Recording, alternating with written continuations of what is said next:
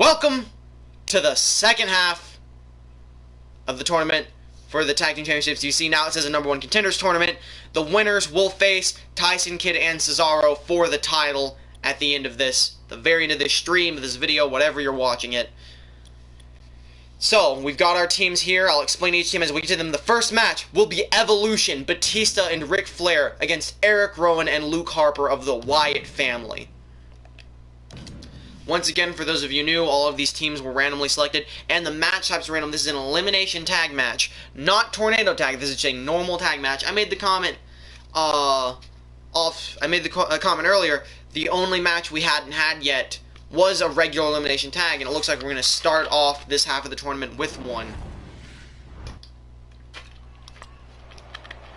Old school Batista and Ric Flair, and not like old school Batista, I mean the old school wrestlers that are Batista and Ric Flair, going against the newcomers, Luke Harper and Eric Rowan. Eric Rowan immediately just taking out Batista. Both of these two men are very large. But Eric Rowan's still larger than Batista, but Eric Rowan's not big enough to not be able to be picked up by Batista, like how Andre the Giant and the Big Show were that large. Batista just mockingly kicking Eric Rowan in the head. Eric Rowan does have the size advantage, but Batista easily has the muscle advantage. Probably the strength advantage, too. And you know what? I have to... Oh, great. Alright, well, y'all enjoy this match. I have to take a call that is super important. So enjoy the Wyatt family versus Evolution. I'll be right back. Oh, Luke Harper is taking advantage. Batista spent some time away from WWE. Remember, after his vicious string of battles with John Cena, the Animal took the microphone on Raw and said, "That's it, I'm done." And he left. And Batista was not seen in WWE for 4 years. Then he returns in 2014 and wins the Royal Rumble. The Animal picked up right where he left off.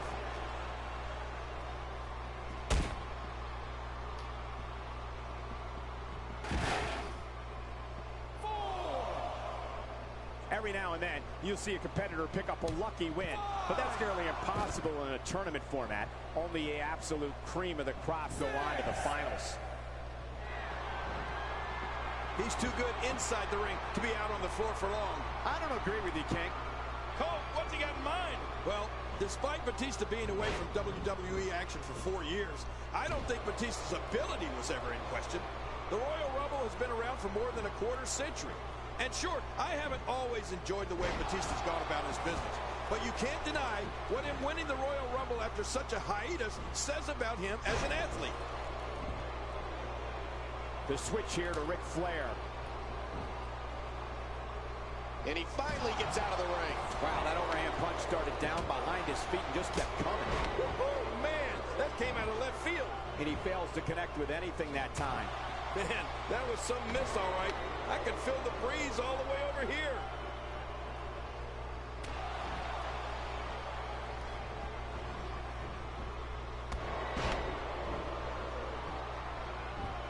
People have been wanting to see these guys go at it for a long time, and by the sound of this crowd, I think they're getting what they wanted.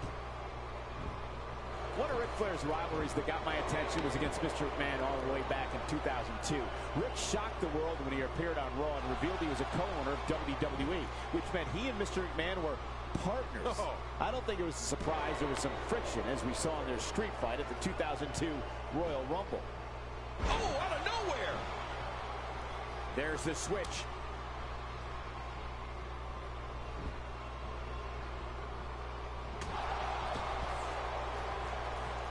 The reversal from Nate. Once a body part is identified as weak, it continues to be the focal point of an attack. Well, you can't blame the person. If it's working, you got to do it. He'll be feeling the effects of that for a while. Cole, I apologize for my absence. That was a actually super important call I had to take regarding work this weekend. It is unfortunately something I have to do. I don't have to leave to work very often, but I do have to leave town to work this weekend. So that was an important call. I apologize. I can see that No one, I'm glad that I didn't leave and take the call, and then someone won, and then it was sitting on the screen for like 5. I can see that Eric Rowan is apparently dominating Ric Flair as he tags in Luke Harper. I haven't seen Luke Harper in the ring yet. Maybe he's been in the ring when I was gone. But this tag team back body drop by the Wyatt family as they pin Ric Flair. Will it end as soon as I come back in? Oh, and Eric Rowan just takes out Batista. They are just destroying Evolution. The Wyatt family is out for blood. They want those titles. They want to appease Bray Wyatt. Why does someone just have a sign of Eric Rowan in the background? Like, it's just him, not even words. What is Luke Harper doing? What is Luke Harper doing? And the side suplex from the top turnbuckle. Luke Harper, what are you doing? And a leg drop. My God, Luke Harper's killing Ric Flair. Ashes to ashes, Flair to dust. Just beating in the brittle skull of Ric Flair. This isn't even young Ric Flair. This is very clearly old Ric Flair. Alright, Luke Harper, you need to chill a little bit. And just a devastating clothesline, bringing Ric Flair to the ground. And he's still not done. He's still going to take Ric Flair, but Ric Flair reverses it and gives him a clothesline of his own. Not nearly as devastating, though. Ric Flair fell to the ground. Tags in Batista, the Animal, coming in. Probably pretty pissed that Eric Rowan took him out like that. But Harper immediately just puts him back in his own corner. He is not afraid of being in their corner. What's he going to do? Tag into Ric Flair? Luke Harper has already proven that he will destroy Ric Flair if given the opportunity. But can he destroy the Animal Batista? As Batista hits him with a belly-to-belly suplex. Goes for the pin. 1, 2... Oh no, Luke Harper stays in it. I didn't think that was going to be it, but it was awfully close. Pretty risky 2 count there. Batista picking him up, slamming him down with a backbreaker to his knee. You never know what'll happen next. Dragging Luke Harper to the middle. Does he think that's enough to take out Luke Harper? I guess not. What is Batista doing? Oh, and just stomping on Luke Harper's face. That beard does not provide cushioning for Luke Harper's face. And a spear by Batista. By God, he's broken in half. 1, 2. Eric Rowan just smashed the ref into the ground. Jesus. Ric Flair puts him in the... I thought Ric Flair was putting him in the figure 4 leg lock. But it doesn't matter. He saved Luke Harper by smashing down the ref. But it acted like... You saw that. He acted like it was an accident. He acted like he was going to break the pin, then accidentally smashed the ref down. So there's no disqualification there. Now Luke Harper is taking advantage. Ric Flair wants to get in the ring to save Batista, but the ref's stopping him. But he distracted the ref. The ref's not counting the pin. 1, 2. And that might have saved Batista there. That distraction might have kept Batista from being counted down. Luke Harper looked like he was going for a tag there, but Batista stopped him with that nice body slam. Could he be going for a pin here? No, maybe a submission move. This is looking like a submission move. Some kind of Batista... Did Batista have a submission move? I feel like he did. I feel like Batista did actually have his own, like, signature submission move. But I wouldn't know. I wasn't watching wrestling when Batista returned. 1, 2. Eric Rowan breaks it up again. The Wyatt family is having none of this. The Wyatt family is solid. They are showing teamwork by keeping each other in the match, even when it might be out. A lot more dirty playing so far already in this tournament, but what can you even expect when it's the Wyatt family versus the dirtiest player in the game? You've got to expect some shenanigans to go down. Speaking of shenanigans, based on the screen shaking and the fact that I don't see Ric Flair in the corner, I'm going to assume that Ric Flair and Eric Rowan are fighting off to the side as Batista power bombs Luke Harper and Ric Flair's rolling to the ring. Eric Rowan disposing of the body. He doesn't care. He's done. Batista going for the pin as Eric Rowan comes in to break it up again. This time, Ric Flair catches him and just slams his head to his knee, but not before Eric Rowan broke up the pin once again. The Wyatt family wants to win the tag team titles. They want to bring home that gold to Bray Wyatt. Will the Wyatt family run strong? And just a running slam by Batista. Batista's going to the top rope. We don't see this often. What's Batista going to do up there? And an elbow drop from the top turnbuckle to Luke Harper. I thought Batista was going for something there. Maybe he is. DDTing the foot of Luke Harper. That's got to give you a Charlie horse in the knee, if anything. But Luke Harper still able to reverse Batista's moves. Throwing him into the corner, he could be looking to tag Eric Rowan in. I believe he just did. That's exactly what just happened. In a 3D! What? Oh, as Luke Harper spears Ric Flair too. No! Batista stays in as Luke Harper leaves to probably go finish up Ric Flair. Nope, he's just going to his corner of the ring. That 3D by Eric Rowan and Luke Harper. Batista getting thrown to ringside. Eric Rowan wanting a chance to catch his breath. Ric Flair coming out.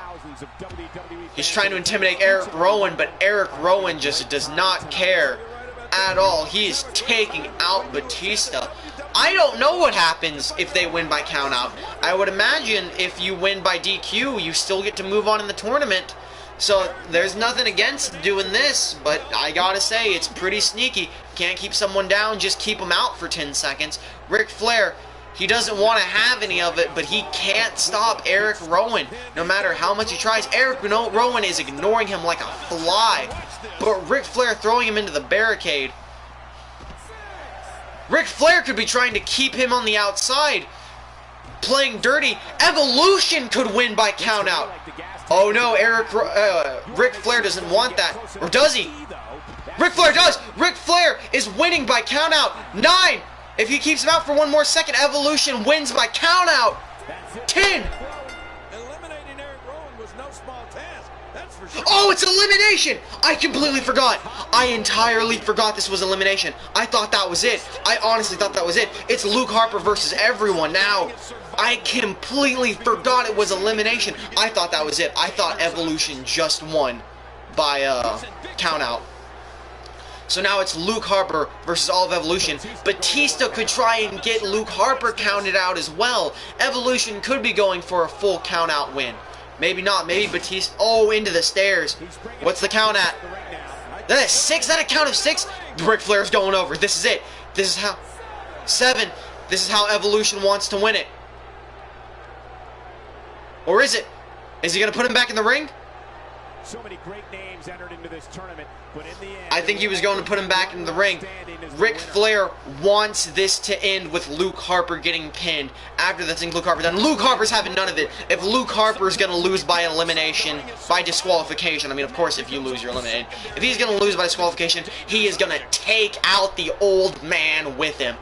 If he has to fight this tag team match on his own, Batista's going to have to fight the rest of the tournament on his own. They are just teaming up on Luke Harper, throwing him repeatedly. The ref's calling for them to get back in the ring. He's getting sick of this.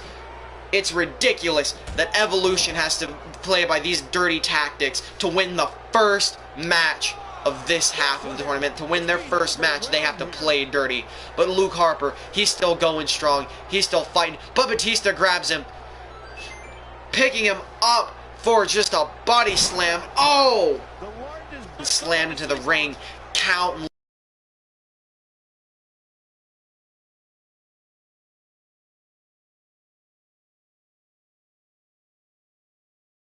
times from the outside.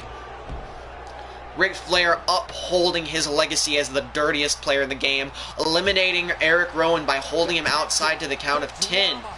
But he's getting cocky. He wants to beat Luke Harper in the middle of the ring. He wants to act like this is a real victory for him. But we all know they had to cheat to get to where they were. Not that the Wyatts played necessarily clean, but at least they were going for the pinfall.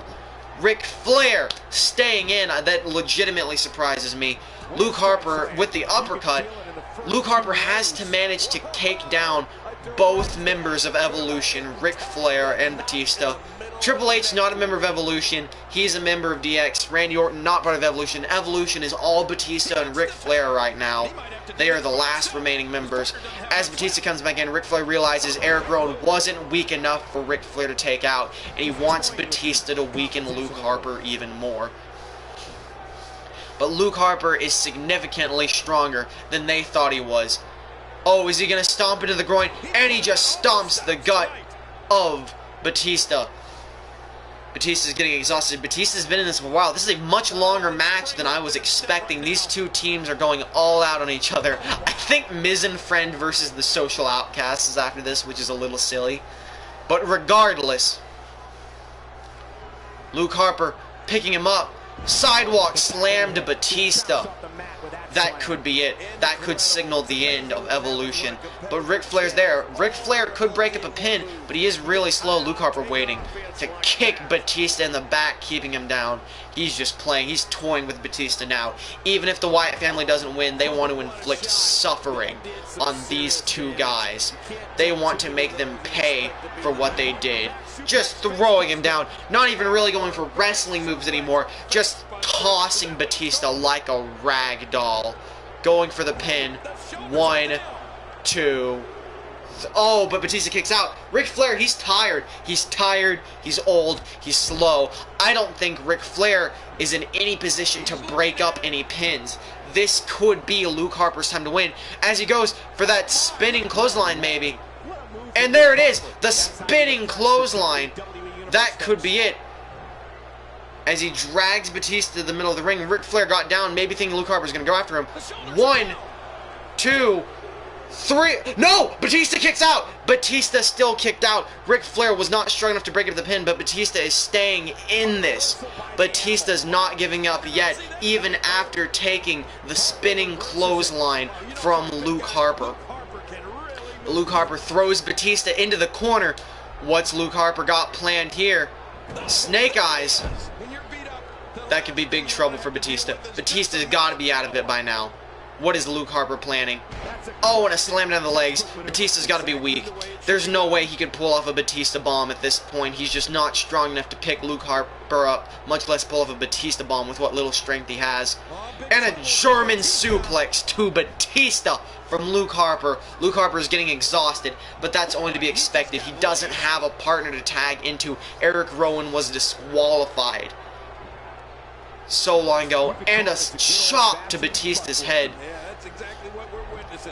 Ric Flair still exhausted right now. 1, 2, but Batista still kicks out. Batista is having none of this. Batista wants to bring Evolution back from the dust like a phoenix, rising to glory and win those tag team championships.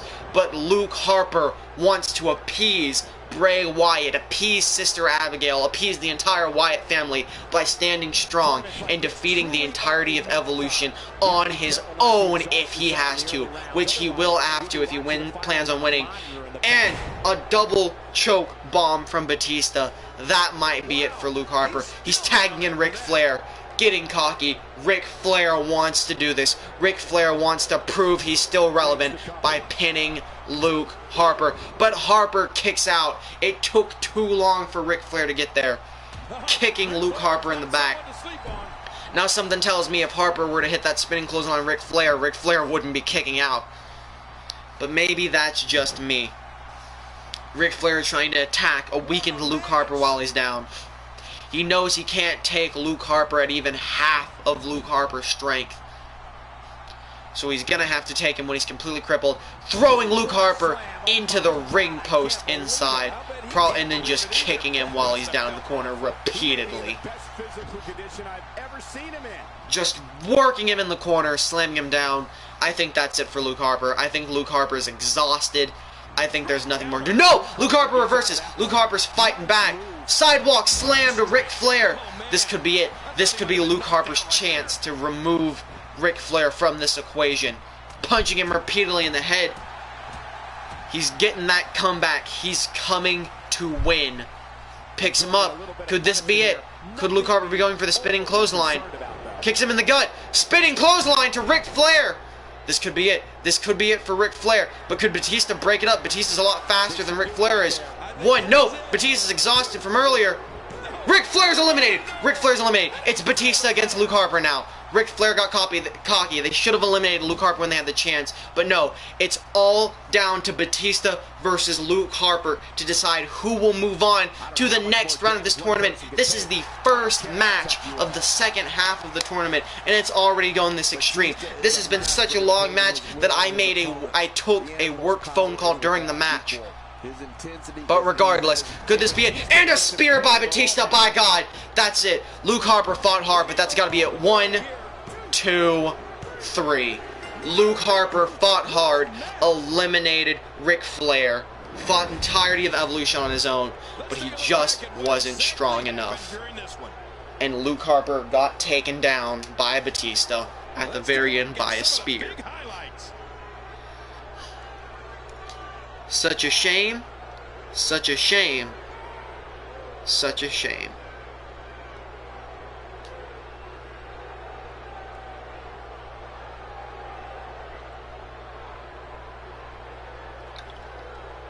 But nonetheless, Evolution moves on. Evolution moves on to the next round of the tournament. But the question that will be asked, as is the same question that is always asked, who will be fighting Evolution, Batista, and Ric Flair in the next round of the tournament? A lot of replays for this match. It was a long match. The next team, the next match is the Social Outcasts, Bo Dallas, and Curtis Axel. Bo Dallas and Curtis Axel of the Social Outcasts against the unlikely makeshift team of Miz and Friend, which is comprised of Miz and Dean Ambrose. Now, if you're thinking, Dean Ambrose would never team with The Miz, you're probably right. I don't know what's going on.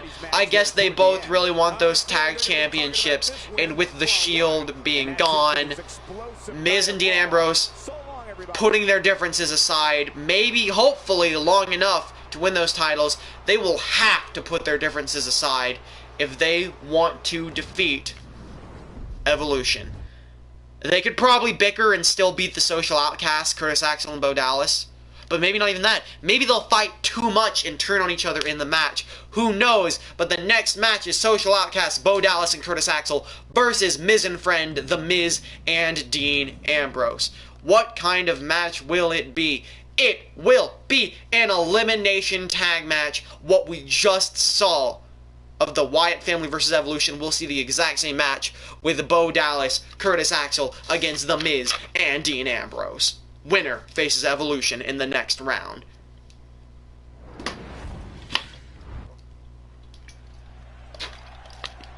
We're starting out with The Miz and Bo Dallas. The Miz immediately reversing Bo Dallas, taking him on. Dean Ambrose, he's showing his support. He's cheering on The Miz. Quite the unlikely team. Maybe this team could stick around. I mean, obviously, if they don't win the tournament, they're not going to be teaming together anymore. That just goes without saying. Why would they if they're not the champions? But maybe if they can hold out together and work together as a team well enough to win those titles, there could be a serious working relationship here. Same said for Bo Dallas and Curtis Axel, the newly formed Social Outcasts. Formed with Heath Slater. Heath Slater already left them to form new three-man band, which will be in the tournament later. He was replaced with Damian Sandow. Of course, that didn't happen in real life. That's just my universe mode. That's just let you know. Against Dean Ambrose.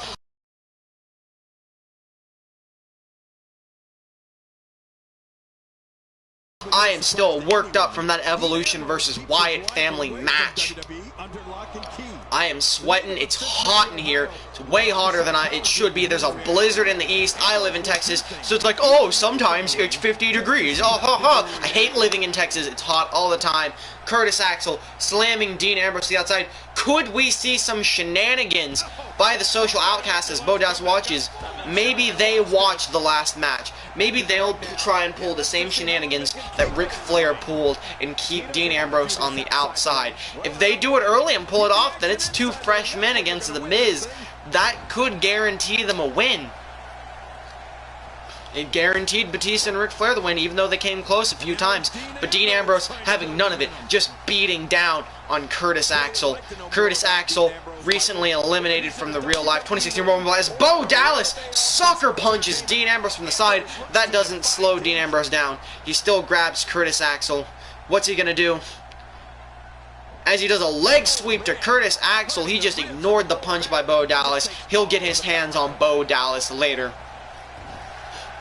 First, he's got to worry about the man that's in the ring, Curtis Axel, the son of Mr. Perfect. People joke about him a lot. He is a real serious competitor, especially in this tag team division. Tyson Kidd and Cesaro still waiting to see who will face them.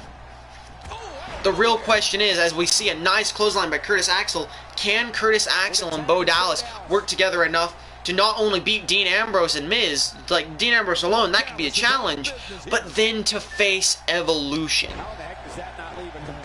It's amazing. I'm very interested to see who wins this match to face the dirtiest player in the game, Ric Flair, and the Animal Batista.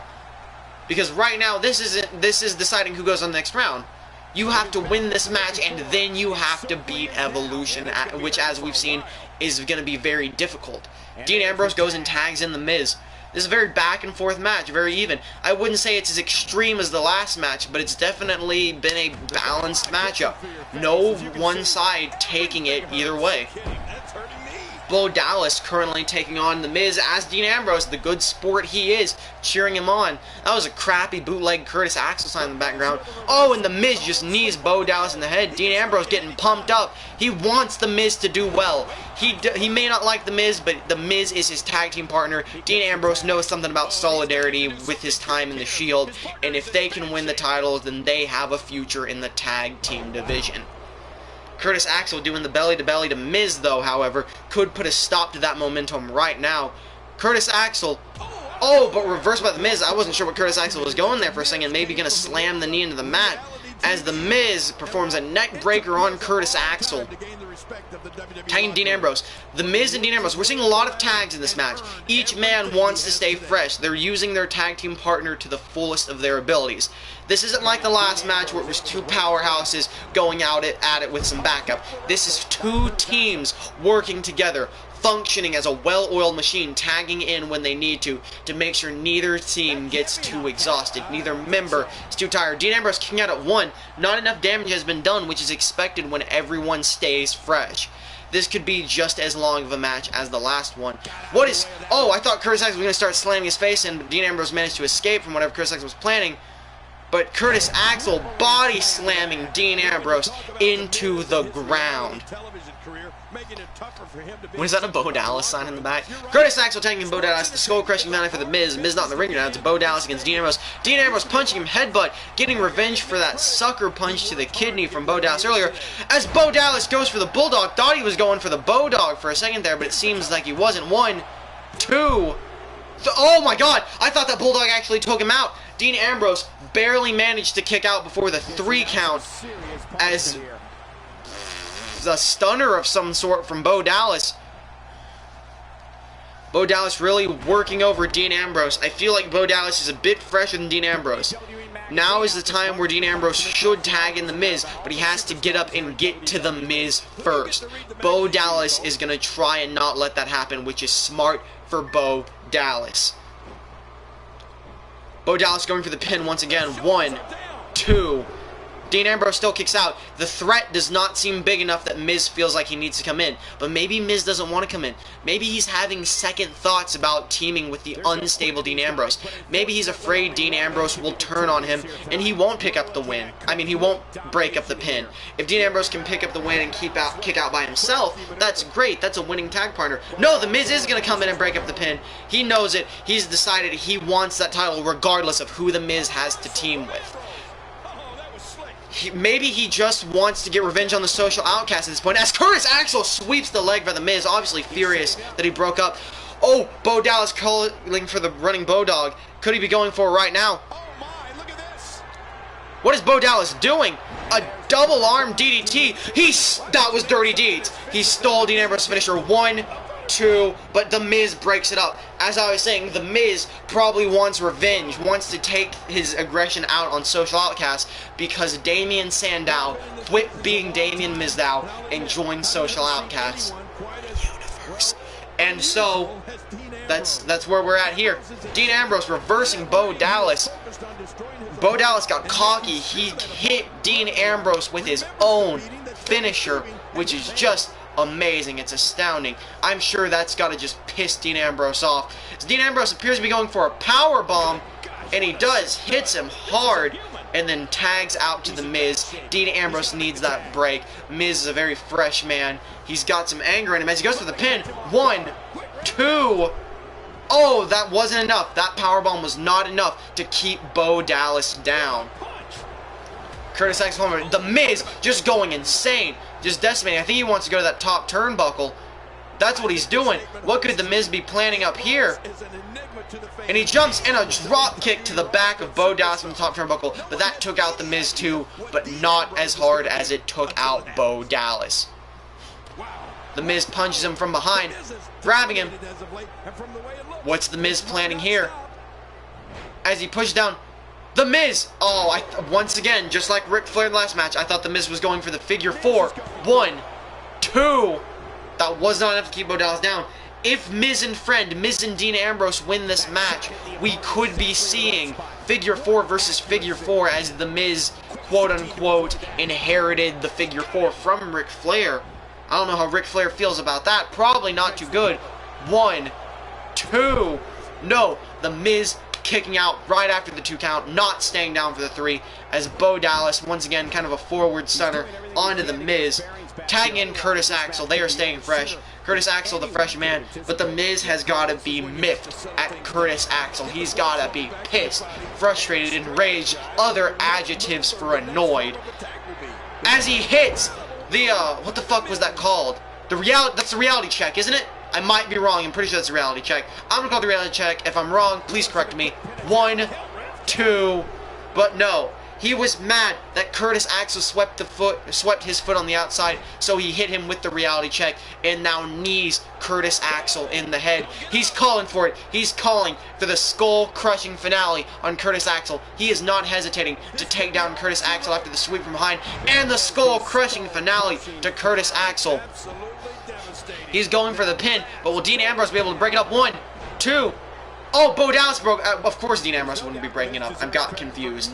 Bo Dallas breaks it up, of course, because Bo Dallas was much closer. Is Bo Dallas going after Dean Ambrose? Bo Dallas sneaking up on Dean Ambrose from behind, grabs him from behind, and slams him down as The Miz still continues beating up Curtis Axel inside the ring. Bo Dallas jumped Dean Ambrose on the outside.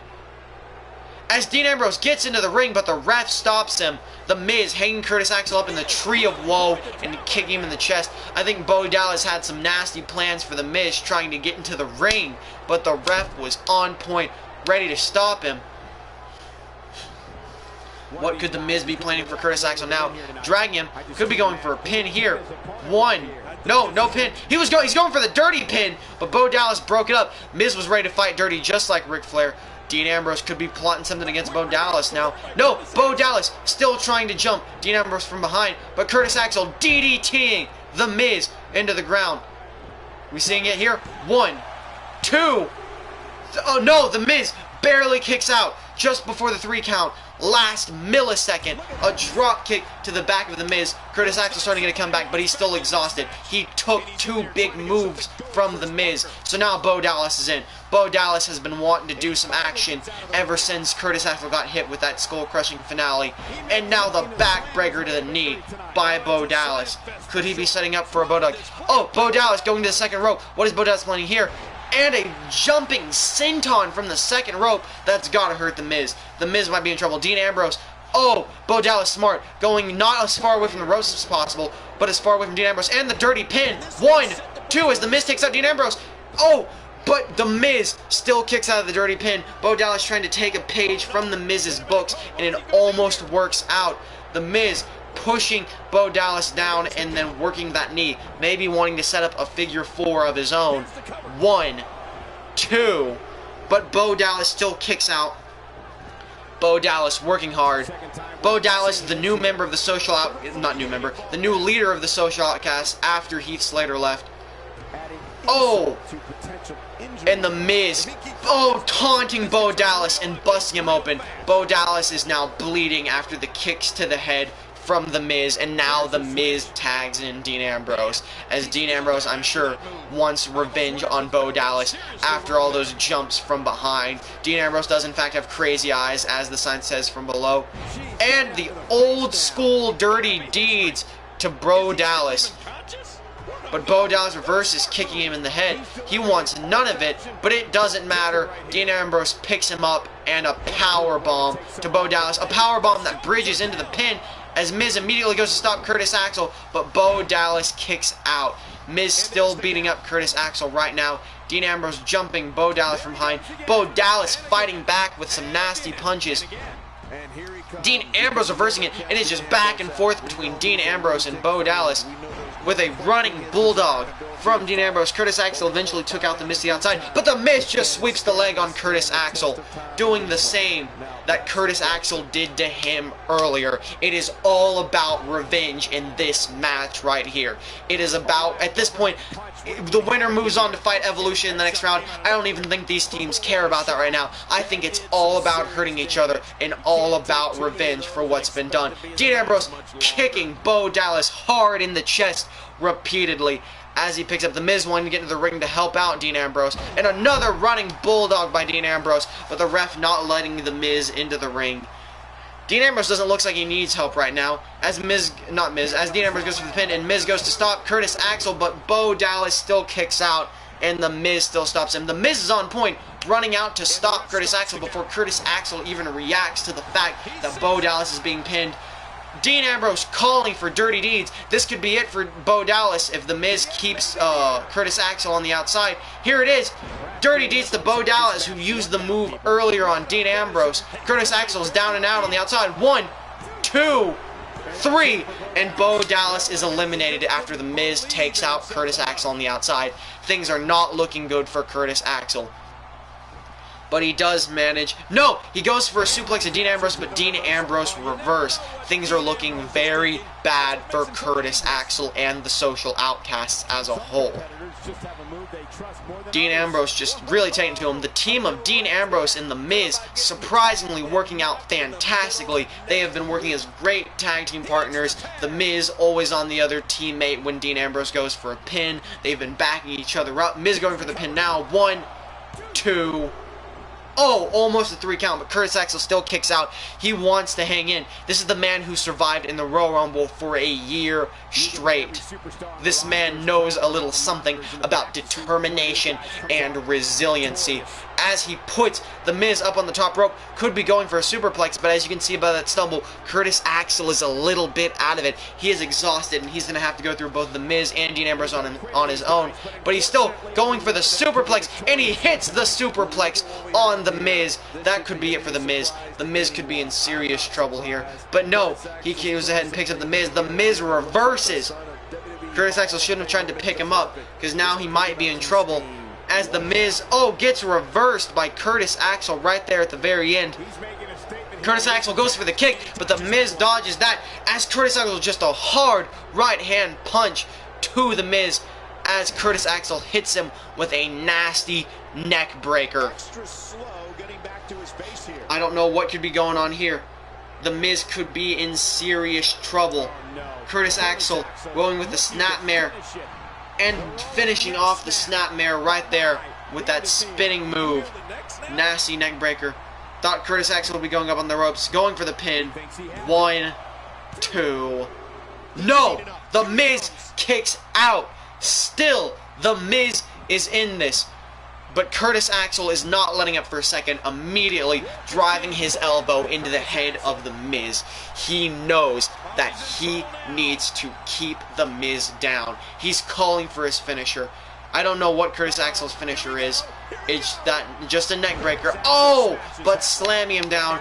I've only seen Curtis Axel as Axelmania and in Social Outcast, so I don't know what his finisher actually is. That's obviously it, though. I don't know what it's called. I'm sorry. But he takes out The Miz and immediately goes after Dean Ambrose. Could Curtis Axel cement his legacy? Could he be the new leader of the Social Outcast by defeating both Dean Ambrose and The Miz on his own? What is he going for here? Hanging Dean Ambrose up in the Tree of Woe, wanting to drain the stamina from Dean Ambrose so as to pin him. I'm going to be honest, I'm a bit drained from these last two matches. They've gotten my adrenaline going. I'm excited. These have been two very long and brutal matches. Curtis Axel just wearing down Dean Ambrose as he throws Dean Ambrose into the corner. Curtis Axel going after him. Could he be setting him up for a super... No, he's hanging him up in the... No, he could be... Could he be going for a superplex yet again? The move that set The Miz up to be finished off by Curtis Axel. He's going for another superplex on Dean Ambrose. And Curtis Axel pulls off the superplex onto Dean Ambrose. This could be it. 1, 2, 3. Curtis Axel single-handedly takes out Miz and Dean Ambrose. Miz is not going to be happy. Dean Ambrose is not going to be happy. That team worked. They worked well as a team, but I'm sure that team is probably over considering they couldn't even beat the Social Outcasts. Bo Dallas and Curtis Axel now moving on to face Ric Flair and Batista Evolution in the next round of the tournament. I need to chug a 2-liter Dr. Pepper right now.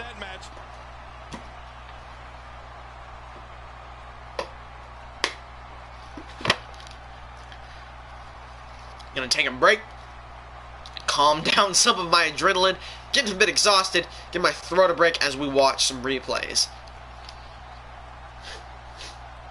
Let's go to the highlights here.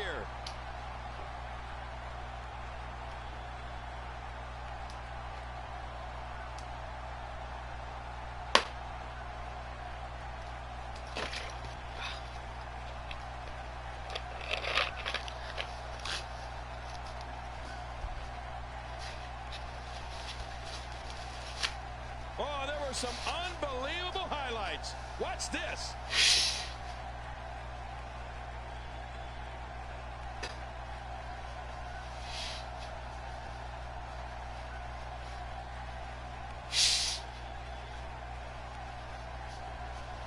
Whoa! These have been just absolutely thrilling last two elimination tag matches. Bo Dallas telling Curtis Axel he's doing a great job. Curtis Axel could be the new member of the Social Outcast considering how well he did in this match right here. Absolutely astounding. Bo Dallas got busted open. His camera got a little blurry there. But will they be able to take out Evolution in the next round of the tournament? We'll just have to find out. But first, we move on to our next match. The next match will be new three-man band, two members of the new three-man band. Heath Slater is watching backstage, testing out, seeing how his new teammates do. It's Tyler Breeze and Zack Ryder against D-Generation X, Triple H, and Shawn Michaels. But what kind of match will it be in? You know, low-key, kind of hoping it's not Elimination Tornado Tag. Alright, I was going to say, low-key, I hope it's another basic Elimination Tag, because I don't think my poor little heart can take it.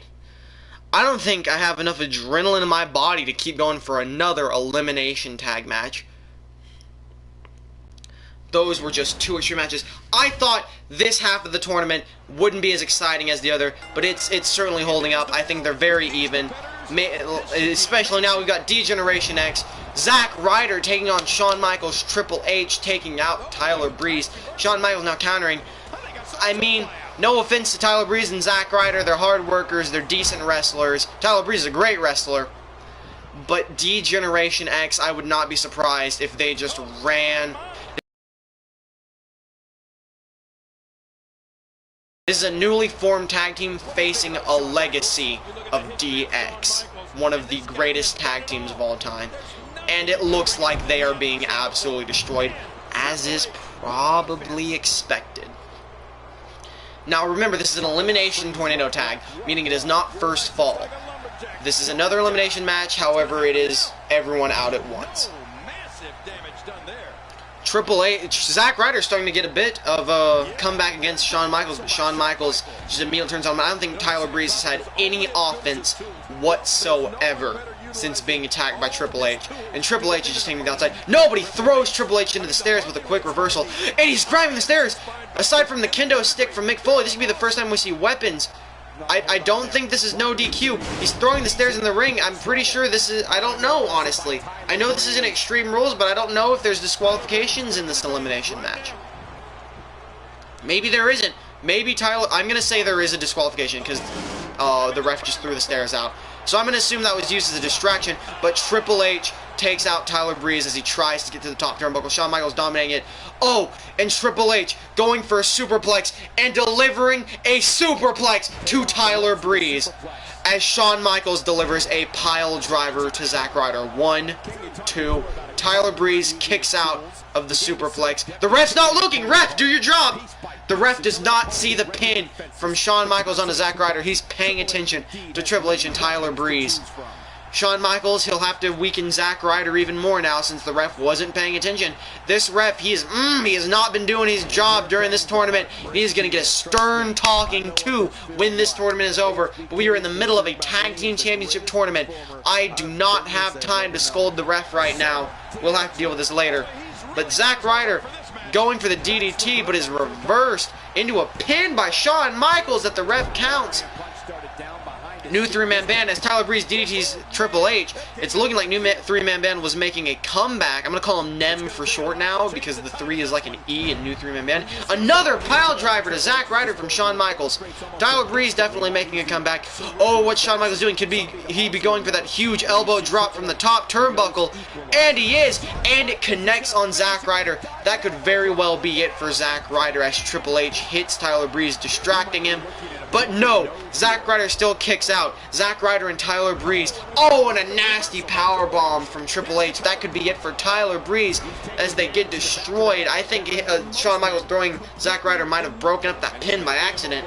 Either way, new three-man band NEM, they want to prove themselves as a new up-and-coming tag team. Shawn Michaels, he's tuning with the band. I just noticed he's going as the AA Spinebuster and Sweet Chin Music. They want it. Oh, and Shawn Michaels goes to pin Tyler Breeze. 1, 2. Oh, but Tyler Breeze got thrown. This was not the smartest move by Shawn Michaels. Zack Ryder was probably more open to be pinned. But could he be going for the elbow drop again? Zack Ryder gets up. Zack Ryder's going for a comeback. Oh! Oh! Shawn Michaels fucks up. He elbow drops Triple H. Zack Ryder was probably going for a comeback there. But he gets stopped by Shawn Michaels. Could he go for the comeback? No, he's still stopping Zack Ryder. Zack Ryder, I don't think is going to make a comeback. But Triple H is going for that pedigree. As I've been trying to say, oh my God, Tyler Breeze reverses the pedigree. As I've been trying to say that Zack Ryder and Tyler Breeze want to prove themselves as a new up-and-coming tag team, but they have been just destroyed by DX. But Tyler Breeze with the beauty shot to Triple H. 1, 2. No, Triple H not. That was the beauty shot, right? I'm gonna say yes. Yes, cause I was making sure it wasn't the supermodel kick, but yeah. That's the beauty shot onto Triple H as Shawn Michaels takes on Zack Ryder outside. Tyler Breeze really making a comeback after reversing that pedigree. But then again, just as I said that, Triple H goes to pin him. 1, 2. No, he still kicks out, but Shawn Michaels is tearing apart Zack Ryder on the outside, repeatedly throwing him into the barricade. No countouts, though. There may be disqualifications, but there's no countouts as they now focus on teaming up on Tyler Breeze as Zack Ryder is crippled on the outside. Interestingly enough, I don't know if this Shawn Michaels do it. Oh, and the running knee to Zack Ryder just to take Zack Ryder back down. Triple H saw Zack Ryder getting up as he gets back in. And a DDT from Tyler Breeze to Shawn Michaels. Tyler Breeze really fighting hard. Triple H is going to be there to catch Shawn Michaels, stopping him. Triple H going for another superplex to Tyler Breeze. This has got to take out Tyler Breeze. This could be it. This is big trouble. Another superplex onto Shawn Michaels. That could be it for Tyler Breeze. 1, 2, 3, and Tyler Breeze is eliminated after 2 superplexes. He reversed the pedigree, but that just wasn't enough. Zack Ryder is, of course, exhausted. He took a sweet chin music earlier, took a running knee. Could they be setting up? Oh, Shawn Michaels hits Triple H again. Triple H, Shawn Michaels, DX not working as well of a team as they're used to. It's been a long time since they've teamed up. They still work well together, but they're having a few accidents. But if there's anything they know, it's certainly how to team up on Zack Ryder. As he saves his tag team partner, even at the cost of hurting his tag team partner a little bit, Zack Ryder's in trouble. I don't see Zack Ryder coming out of this all right. Now we have to acknowledge the fact, oh my god, Triple H goes to the top turnbuckle as Shawn Michaels tunes up Sweet Chin music. Oh, and a slam, causing Shawn Michaels to miss Sweet Chin music. Shawn Michaels has got to be a bit upset about that. I don't see DX losing this, but there's got to definitely be some problems between the two of them after this match, if anything. Shawn Michaels grabbing Zack Ryder into the corner. Could Shawn Michaels be going for a superplex of his own? Potentially. Wow, that was a wild start. No, Zack Ryder reverses, but Triple H grabs him from behind and slams the back of his head into his knee. There's just nothing Zack Ryder can do. Even with Shawn Michaels and Triple H not working together as well as they should, Zack Ryder just cannot stay in it long enough as he gets kicked in the gut by Triple H. This is Zack Ryder being just demolished. There's just nothing he can do. Every now and then, you'll see a competitor pick up As Triple H goes for a pile driver to Zack Ryder. That's got to be it. What is Shawn Michaels doing? Picking up Zack Ryder, but Zack Ryder reverses it as Triple H grabs him, picks him up, and slams him down. Sidewalk slam from Triple H. Shawn Michaels goes for the pin. 1, 2. No!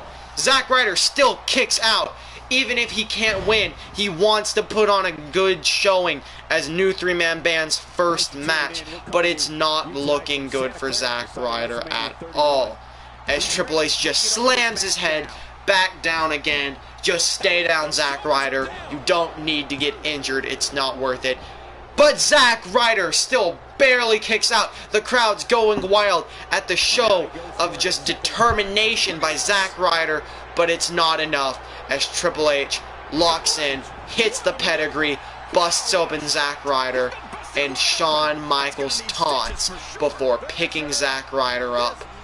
And I don't know what was going on there, but Zack Ryder reversed it. Shawn Michaels may have made a huge mistake by picking up Zack Ryder, but Zack Ryder still can't take them both on, regardless of if he has the fight in him. Sure, he would have probably gone down there had Shawn Michaels pinned instead of taunting, but it's not like there's much Zack Ryder can actually do at this point in time. 1, 2. No! Zack Ryder still in it. Shawn Michaels going to the outside, thinking it was over, getting ready to leave. But no. Zack Ryder staying in. At this point, it's just a beat down on Zack Ryder. Triple H and Shawn Michaels, they don't have to be neat. They don't have to work together as well as they used to. They just have to be powerful. It's 2-on-1. Zack Ryder is getting demolished. He's trying to put up a fight. He's trying to show that he can do it, but he just can't. He needs to stay down. It's not worth getting injured, Zack Ryder. It really isn't.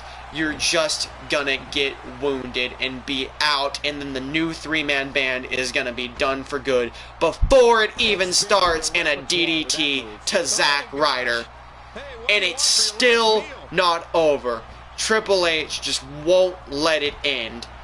But neither will Zack Ryder. And Shawn Michaels taking a page out of Triple H's book, slamming the back of Zack Ryder's head. Oh, Zack Ryder reversing Triple H. Zack Ryder's only chance to win is to weaken one of them long enough to be able to pin the other one, but he can't even get more than a reversal move off on anyone, as Triple H just beats in the head of Zack Ryder. They're pissed. They want him to stay down. 1, 2. No! Zack Ryder still refusing to stay down. even against the entirety of DX, even when all the odds are stacked against him. Shawn Michaels planning the super kick, but Triple H interrupts it. That's the only reason Zack Ryder's still in this, really, is that Triple H and Shawn Michaels can't work together as well as they should be. They keep interrupting each other's finisher. But there's the super kick. And caught before even hitting the ground. Super kick into a side suplex. Pinned by Shawn Michaels. That has to be it. That's got to be over. And it's it. DX eliminates new three-man band to move on. Now we have to acknowledge the elephant in the room. Triple H left Evolution to reform DX with Shawn Michaels. If Evolution wins their next match, and DX beats whoever they face in the next round, we could be seeing Triple H face off against his old team Evolution. Very interesting to note there. But first, oh my god, I just almost dropped my 2-liter drink. But first, we have to see who DX will be facing in the next round, and if they can beat that team in the next round. A good showing by Zack Ryder. He did his best. He wasn't able to put up really any fight at all, but he certainly showed that he never gives up, and that's got to mean something. One in a million is the only way to describe this match.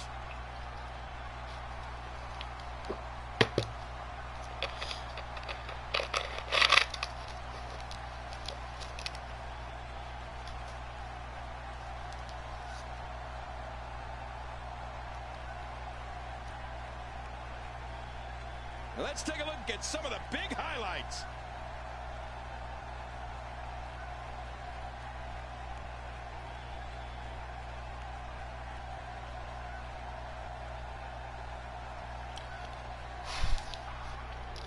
Very extreme matches. I'd like to take this moment to remind all of you watching on the stream that if you missed any part of this tournament, and there's been quite a bit of it, then a link to our YouTube channel is down below the stream. I will be uploading the entire tournament in 2 videos for you to watch. This will probably be the longer video because these have been some long matches. Maybe not this one so much. This was a fairly decent length match. The first 2 matches were just incredibly long. But now it's time to see who will be facing. This is the last first round match. Who will be facing DX? And the last 2 teams are Christian and Edge, ENC, against Star and Goldust, or Gold and Stardust, however you want to say it. The Dust Brothers against ENC. Here we go. This will decide who fights DX in the next round, and it will be in a Tornado Tag Team Hell in a Cell match, locked in a cage, fighting each other. And I'm sure that most people would not be thrilled to be locked in a cage with these insane brothers, but ENC, you know how they are. You know that they love to fight, they love to take things to the extreme, and they're excited for the challenge and the chance to not only face DX, but to win the Tag Team Championships. As 2 people, 1 person from each team, is immediately thrown out of the ring. We could be seeing some extreme cell action in this match that we didn't see in the last Hell in a Cell match. Christian is immediately thrown back into the ring, and Edge, ENC are both immediately thrown back in the ring by the Dust Brothers. As momentum changes quickly, with the Dust Brothers now just kicking ENC while they're down. Goldust picking up Christian, going to throw him in the turnbuckle, but Christian going to take out, tried to throw Goldust outside, but stopped to attack Stardust, save Edge. But now Goldust is going after Edge. We've already seen some intense action right from the start. Now it's ENC both who are on top of the Dust Brothers, taking them out. These 2 teams are clearly evenly matched. Goldust.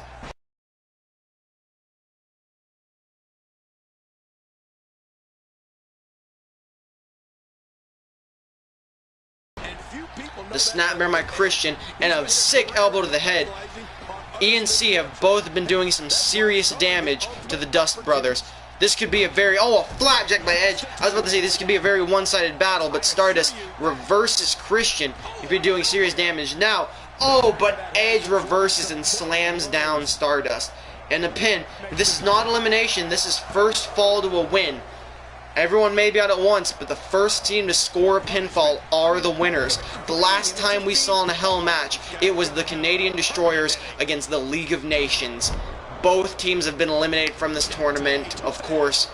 League of Nations eliminated Canadian Destroyers, and Tyson Kidd and Cesaro eliminated League of Nations in one of the quarterfinal matches. Edge and Goldust have gone to the outside as Edge just slams Goldust into the ring post. Edge contemplating getting back in the ring, not sure if he wants to. Goldust reverses, slamming Edge face first in the ring. Could Stardust be going to the top turnbuckle with Christian in the ring? What's he doing? Oh! And a top rope leg drop from Christian as Goldust kicks Edge in the head back into the ring. The Dust Brothers are back on top. Christian could be in some serious trouble here. Both E&C could be in trouble, but Edge reverses. Christian has got to be reeling from that top rope leg drop. And another kick from Stardust to Christian's head. Serious trouble for E&C, except that Edge has been taking on Goldust. 1, 2, no, not even a 2 count. Goldust came on 1. What is Stardust playing here? Could Stardust be planning a top rope move? Oh, Christian reverses it.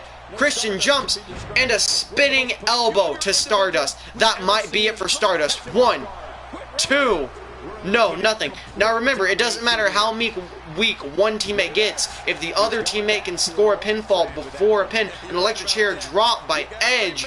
No, an electric chair face buster by Edge. If one team can score a pinfall, even though their partner's getting beat up, that team will still win. It is an elimination. Oh, and a small package by Christian to Stardust. 1, 2, and Stardust manages to break out of it at the 2 count. Edge grabbing Goldust from behind. Christian doing the exact same with a neckbreaker. 2. Oh, Goldust almost pinned. That was almost it for the Dust Brothers as Christian goes up to the top rope. Could it be another leg drop? No, it was a splash. It looked like a flying headbutt. As Christian picks up Stardust and just punches him right in the head. Just taking no time and then slamming him down just like Edge did to Goldust before. 1, 2, almost it. That might have been broken up accidentally by Edge slamming down Goldust. Edge now going after Goldust. 2 count. No! Both Gold and Stardust keep kicking out right before the 3 count, but E&C are in complete control right now with a nasty DDT from Edge. And, oh, the kill switch by Christian. That could be it for Stardust, especially since Edge has taken out Goldust. 1, 2, 3, and Christian pins Goldust to win the match. E&C have defeated the Dust Brothers in what was admittedly a fairly short Hell in a Cell match. The Dust Brothers put up a fight with Goldust and Stardust, but in the end, E&C were significantly better. I can't wait to see them fight DX. It's got to be an interesting match. But before we can get to that, we have a different match to decide who will go to the quarterfinals.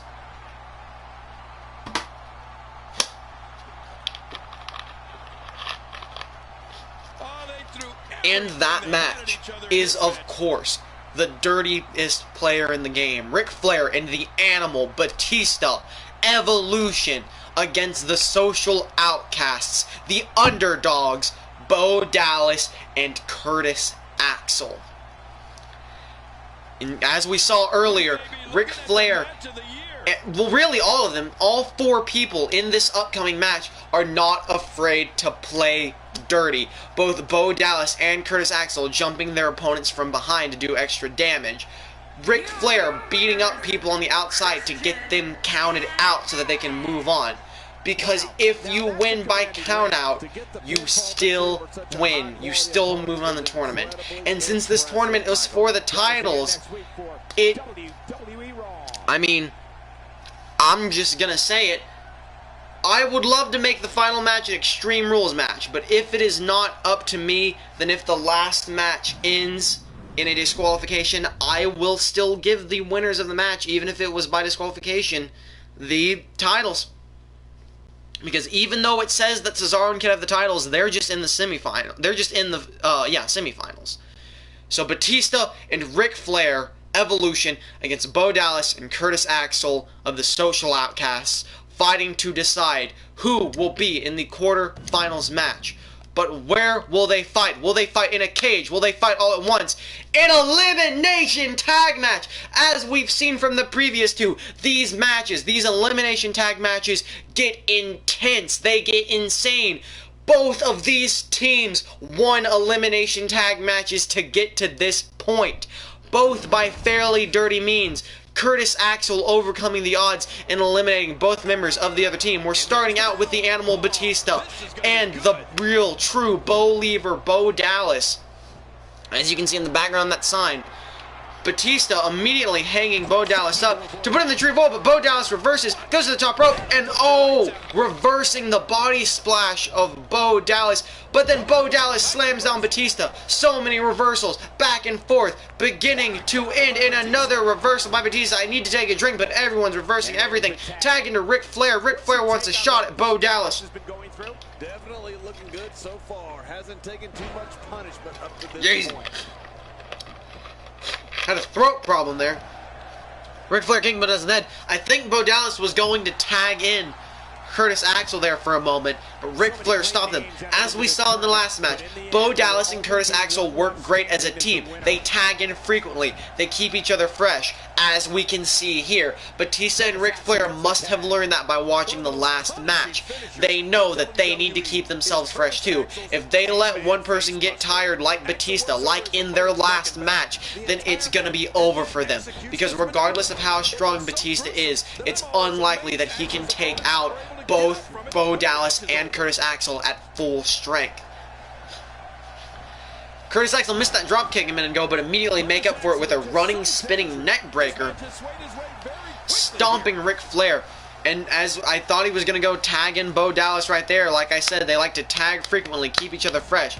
Curtis Axel working on the legs of Ric Flair. If he can weaken the legs of Ric Flair will have trouble getting in that figure 4 leg lock, and thus will have trouble winning a match. And that's a smart strategy by Curtis Axel. But Ric Flair sweeping the legs. What is Ric Flair doing? Ric Flair, I think, was contemplating doing something, but didn't want to risk getting disqualified. Maybe he was just trying to get a break for a moment, and it worked as he goes for a fisherman suplex to Curtis Axel. Ric Flair finally starting to get some momentum, doing a submission move to Curtis Axel. He wants to hurt those arms. It will be difficult for Curtis Axel to do anything without arms. It's difficult for anyone to do anything without arms. Oh! And a low blow from Ric Flair right in the dick of Curtis Axel, but Curtis Axel doesn't care. He is better than perfect. He can take that hit and keep fighting. He does not care how dirty Ric Flair wants to fight. He will take out Ric Flair, as is obvious with that slam. But he's going to tag in Bo Dallas. I'm sure he's still sore as much as he plays it off, and he needed to tag out. However, Ric Flair caught Bo Dallas, but Bo Dallas reversed it, throwing Ric Flair to the side, dragging Ric Flair over. What's Bo Dallas playing for Ric Flair? He knows he needs to be careful around Ric Flair. We've seen how dirty Ric Flair will play. That was a low blow to Curtis Axel. He's willing to get people eliminated in this kind of match. We've seen it. As we see a suplex from Ric Flair, Bo Dallas knows he now needs to be super careful. He needs to be especially super careful when in the ring with the Animal Batista, who alone was able to take out Luke Harper. Luke Harper was able to take out Ric Flair, but not Batista. And Bo Dallas knows that Batista can be trouble. He needs to take out Batista. And we see a crazy reverse inverted DDT, whatever you want to call that, as he tags back in Curtis Axel. We're seeing that frequent tag from the Social Outcasts to keep each other well rested, keep their stamina high. Don't let either one get too injured. And a fall away slam by Batista as Batista just picks Curtis Axel up into a double choke bomb. Curtis Axel will be in trouble here. 1, 2. Oh, but Curtis Axel manages to stay in it. crawling to his feet. He could be in trouble, but he what is that move called? An arm drag, that's what it's called. An arm drag to Batista. Be careful not to get speared. The drop kick connects this time to Batista, taking a risk that Batista might have speared him there, but he's still able to take out Batista, punching him to the back. He's got to work at him slowly, throwing Batista back to the ground. The strategy of taking out the Giants by throwing them on the ground and keeping them to the ground, that still works well with Batista. That's still a good strategy. And then a snapmare to Batista, taking him down, trying to pin Batista here. 1, 2, but Batista kicks out after the 2 count. Curtis Axel kicking Batista in the back, but Batista, he's too strong, punching Curtis Axel in the head, punching him in the gut, just going into full fight mode on Curtis Axel, picking him up, and then slamming him down. Curtis Axel could be in serious trouble here as Batista locks Curtis Axel into a submission move. Curtis Axel fighting his way to the ropes. No! Picking up Batista and then dropping him down, giving Curtis Axel the offensive initial here. But Batista still grabs him, taking him to the corner. Could we be seeing another dirty play by Batista, maybe trying to get him to the outside? As we see, slamming his face into the ropes by Batista as he tags in Ric Flair. Batista probably running a bit low on stamina. That was a pretty intense fight with Curtis Axel. Ric Flair slapping Curtis Axel. The disrespect from the dirtiest player in the game. Curtis Axel probably needs to tag into Bo Dallas. Neither one of them is used to staying into the ring this long, but we've seen what Curtis Axel can do. Curtis Axel can stay in the ring for a long time. He fought off the entirety of The Miz and Dean Ambrose, but Ric Flair delivering a superplex to Curtis Axel. That is bad news. That was stiff. Curtis Axel barely rebounded off of that. That was just a hard, flat hit to the mat. Ric Flair dropping a high knee on Curtis Axel. Curtis Axel's in trouble. He needs to tag into Bo Dallas. 1, 2. Bo Dallas able to break up the pin. I think Curtis Axel may have kicked out there. But Batista grabbing Bo Dallas and throwing him to the side. That could be trouble for Curtis Axel without his tag team partner. Or it could be great. He could take this moment.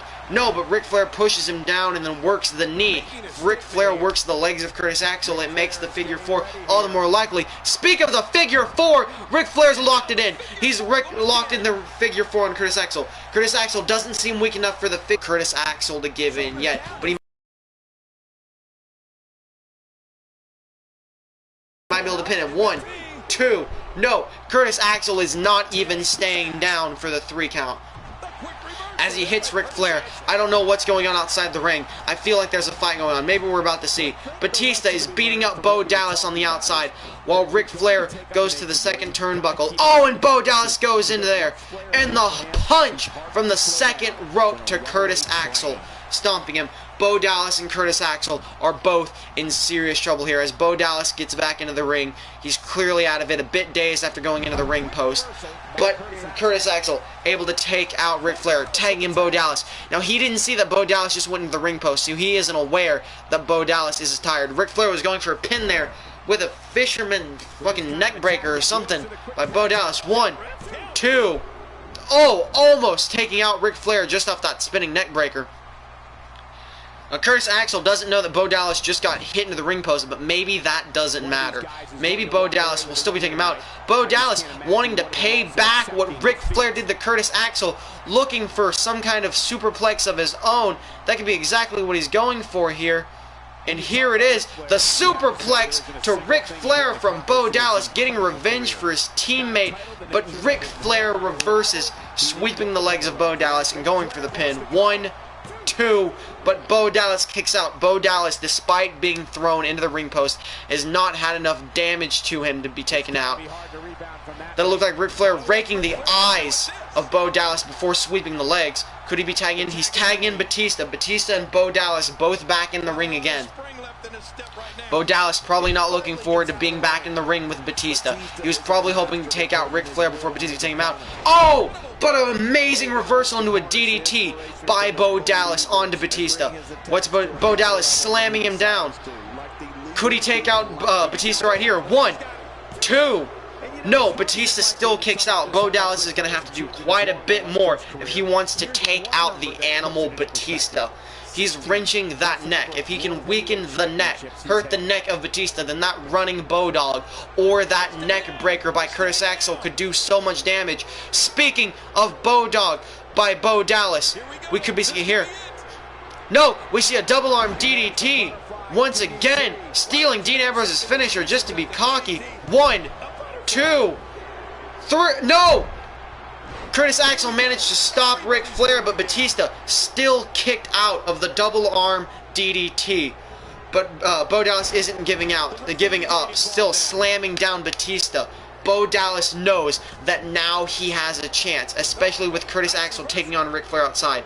If Bo Dallas were to have any chance of winning, this is it. But Batista picks up Bo Dallas. Bo Dallas reverses it. This is Bo Dallas' shot to take out the most threatening member of the team. But Batista hits him with a belly-to-belly suplex. And the pin. 1, 2. Bo Dallas still kicks out right after the 2 count. Bo Dallas isn't even close to being ready to go down yet.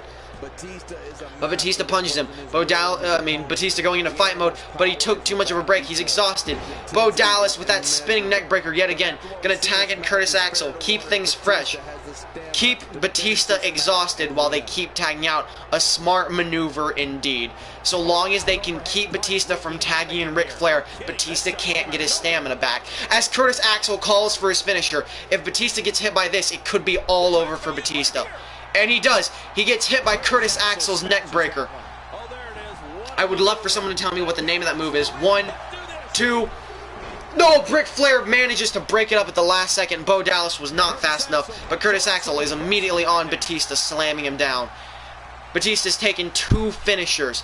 They know that Batista is weak. They need to take out Batista. This is their chance. Curtis Axel throwing Batista in the corner, then German suplex. Batista's out of it. Batista's taken both finishers. He's taken so many moves. All they need to do is get him down, and they're able to take him out. If Bo Dallas can stop Ric Flair from getting into the ring, that's got to be it for Batista. There's no way he'll be able to kick out. And another neck breaker from Curtis Axel to Batista. Batista's unconscious. He's just been absolutely weakened. Tag into Bo Dallas. Smart move. Keep it fresh. Like I said, Batista super exhausted. Bo Dallas has had a rest. Batista trying to crawl to tag in Ric Flair, but Bo Dallas can't let this happen. As Bo Dallas goes for a tornado DDT off the top rope. Batista in serious trouble. But Batista manages to reverse it. This is his chance, and he manages to tag in Ric Flair. This is big trouble for the Social Outcasts. Ric Flair may not be the strongest, but he still had a break. He has stamina, and this is all he has to do is buy time for Batista to replenish his health and stamina, and then they'll be in big trouble again. It took so much work and time to get Batista as weak as they had him, and now that's all been thrown away with Ric Flair coming out and Batista going back into the background. As Ric Flair picks up Bo Dallas and slams down his knee, weakening the leg, going for the pin. 1, 2. No, Bo Dallas kicks out as Batista picks up and slams down Curtis Axel, but Bo Dallas manages to dodge Ric Flair's move, causing Ric Flair to hurt himself a bit before slamming down Ric Flair. Going for the pin on Ric Flair, Batista comes in to stop it. 1, but Batista breaks it up. Curtis Axel was dazed. He wasn't able to stop Batista. But Bo Dallas still taking on Ric Flair. Ric Flair is not that, aside from his dirty tactics, he is not that much of a threat to the Social Outcasts. He's old. He's not as great of a wrestler as he used to be. Batista's the real threat. The problem with Ric Flair, as Bo Dallas hits the double arm under hook DDT, as he takes on that 1, 2, 3, and Ric Flair is eliminated. It's all down to Batista versus both Social Outcasts now. Curtis Axel was able to stop Ric Flair. No! Ric Flair wasn't eliminated. They hit the ref while attacking Batista, or Batista attacking Curtis Axel. They managed to stop the ref. I thought that was it. Ric Flair has not been eliminated. but Bo Dallas to reverse. Ric Flair has got to be weak. The problem with Ric Flair, as I was saying for the social outcast, is that he gives Batista a chance to rest. After Batista gets a chance to rest, Ric Flair just has to tag in Batista, and Batista can come in and deal serious damage. But if they can take out either one of them, then they have a good shot at winning on a 2-on-1 match. As Bo Dallas goes for the dirty pin, can Curtis Axel stop Batista? One. No, Batista breaks up the dirty pin. They've shown Batista and Curtis Axel that they are also willing to fight dirty. Bo Dallas really taking on Ric Flair. But Bo Dallas, he's tired. He's running out of stamina. This is Ric Flair's chance to make a reversal and mount some more offense. Or even to just tag in Batista, who I'm sure has gotten a good chance to refresh himself since all the beatdown. But no, Bo Dallas throwing Ric Flair in the corner, not wanting to give Ric Flair that chance to mount an offense or tag in Batista. Ric Flair, but Bo Dallas, I think Ric Flair was going for another superplex, but Bo Dallas reverses it, but Ric Flair reverses it. Reversal after reversal after reversal after reversal, as Ric Flair goes for the suplex and connects with the long-standing suplex and tags in the newly refreshed Batista. Bo Dallas is in serious trouble. As he just gets kicked, we can see the fatigue on Bo Dallas. He's tired. He put everything he had. And a spear. He reversed the spear! Bo Dallas reversed the spear from Batista. Then he can send out Curtis Axel. Curtis Axel is a pretty fresh man, and Batista has lost his finisher. Bo Dallas has a finisher that he's able to use, and Curtis Axel is a freshman. Things are looking great for the social outcast, as we see a huge belly-to-belly from Curtis Axel to Batista. And the pinfall.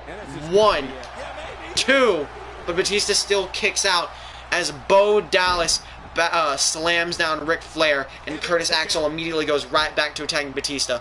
They've got a good strategy. I'm pretty sure Bo Dallas has a finisher, or at least a signature at this point, and Curtis Axel is the freshman in the ring.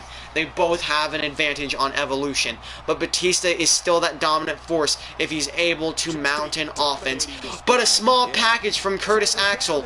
1, 2, 3, and that's it. Batista's gone. It's 2-on-1 with Ric Flair being the one. Things are looking great for the social outcasts, and I don't think Ric Flair can do what Curtis Axel did and take them both out. We've seen Bo Dallas take on Ric Flair. The fact that he has to take on both of them is now big trouble for Ric Flair. Batista didn't even take on two people. He only took on Luke Harper, and even then he barely won. And we saw Curtis Axel going for the leg of Ric Flair, because all Ric Flair has left is that figure 4 leg lock, and they do not want him going for that. As Curtis Axel goes to the top rope, what is Ric Flair doing? And a huge just elbow drop to the face of Ric Flair, and we could be seeing a huge move. No, we see a back body drop by Ric Flair. Ric Flair will have to take out both Bo Dallas and Curtis Axel, and that's just not something I can honestly see happening. I think this could be it for Ric Flair. Even though he's going for that high knee drop onto Curtis Axel's face, even if he's able to take out Curtis Axel, we've seen what Bo Dallas can do to Ric Flair. We've seen that Bo Dallas probably has a finisher stored up. And on top of that, even if he can weaken even if Ric Flair can weaken Curtis Axel to the point of being pinned or getting locked into the figure 4, Bo Dallas will be right there to break it up, or Curtis Axel will be right there to break it up for Bo Dallas. Bo Dallas down the ring, we've seen what Bo Dallas can do against Ric Flair, and we know that Ric Flair is in trouble. I honestly don't see a situation in which Ric Flair will be able to win, especially after that underhook double arm DDT that busts open Ric Flair. 1, 2. No! Ric Flair kicks out, takes a finisher, gets his face busted open, but Ric Flair is still in this. He wants to fight. He wants to keep the name of Evolution alive. He wants to prove he's just as good as he was in his younger days. But Bo Dallas and Curtis Axel are a great team. That amazing dropkick, it looked like he was going for an RKO, but mid-swing just turned into a dropkick. An amazing move by Curtis Axel there. They're just such a well-oiled team. They tag in frequently. That was a huge spinning neckbreaker by Curtis Axel, and that's got to be it. 1, 2, 3. And that's it. The Social Outcasts win. They move on to the quarterfinals. They have a huge shot. They are 2 wins away from being the new World WWE Tag Team Champions.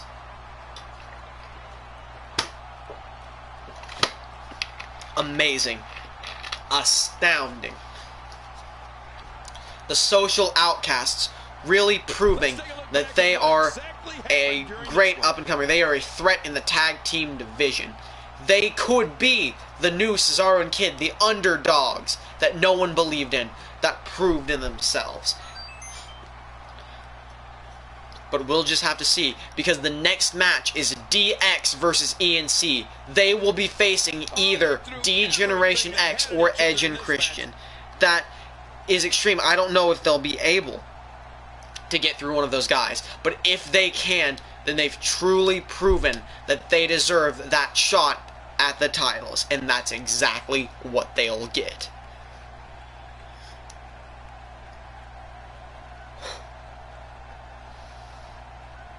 You want to talk about crowd pleasing?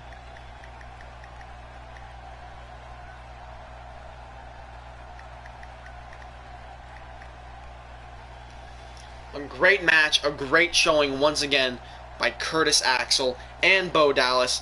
They're such a good team. They tag frequently. I keep saying that because it's true. They tag frequently and it keeps them fresh. They work as a great functioning tag team. Don't you know who's going to win? I have no idea who is going to win this tournament. Absolutely no idea. For those of you unaware who don't see it, I am setting this. I am not playing the game right now. The computers are fighting, so I have no idea how a match is going to end up or how it's going to go. This is all computer simulated. So no, I do not know who is going to win this. Although, honestly, I think at this point, after everything they've gone through, after showing how well they work together, I might be rooting for the Social Outcasts a little bit.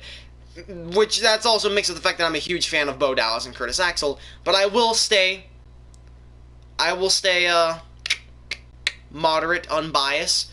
But next up, to decide who will fight the Social Outcasts in the it would be the semifinals. To see who will fight the Social Outcasts in the semifinals is Triple H and Shawn Michaels, D-Generation X, against ENC, Edge, and Christian.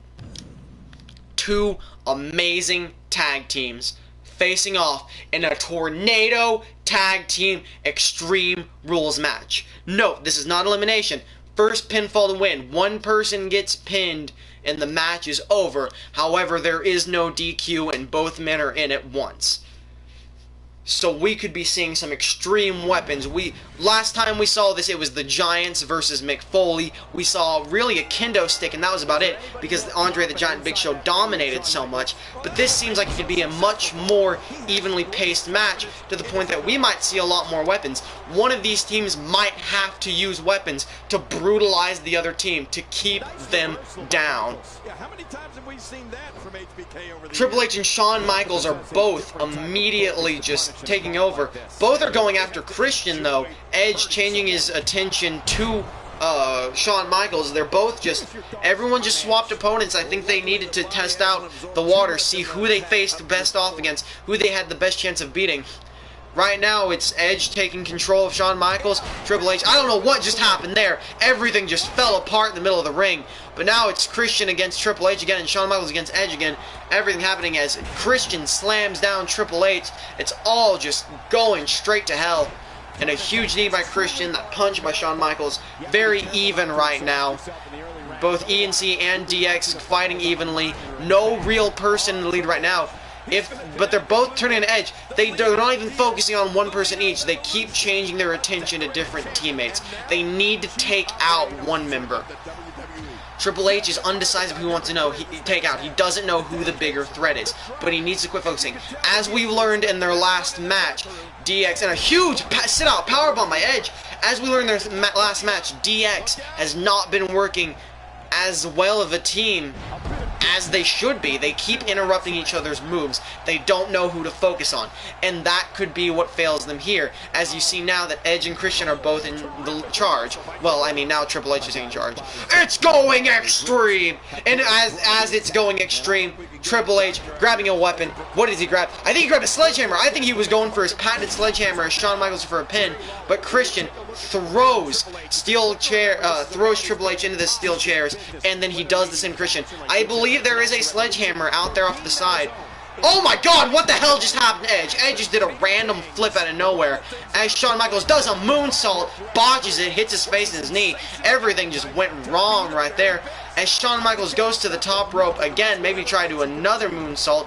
Nope, this time he goes for the elbow. I don't know what the hell just happened with Edge having like a stroke in the middle of the ring. Flapjack. Shawn Michaels, 1, 2, kicked out. There is a sledgehammer, I believe. It's either a sledgehammer or kendo stick. I want to say it's a sledgehammer off on the far side of the screen. Shawn Michaels coming out to help Triple H and tear the table apart. Maybe he's ripping that table apart. Someone might be going through a table here. Everyone is on the outside. It is not false count anywhere. Someone has to be in the ring to be pinned, but it's sure going out extreme on the outside. Shawn Michaels could be planning on putting Edge through the table. That could be what his plan here is. No, he doesn't know what to do.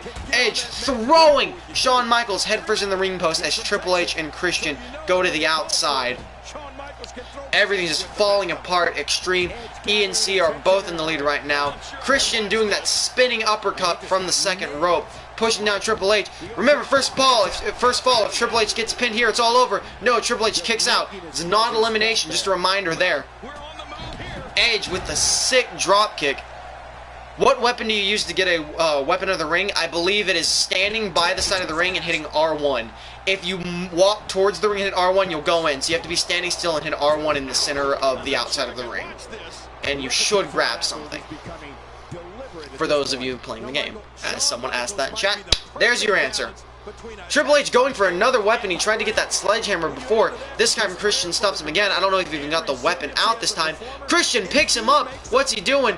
Dropping him with a standing flapjack. E and C both just taking out DX. Although admittedly you would think DX would be striving hard here. And another just taking Shawn Michaels right into the ring post. Oh, and Triple H into the stairs. E and C, masters of extreme, just tearing apart Shawn Michaels and Triple H.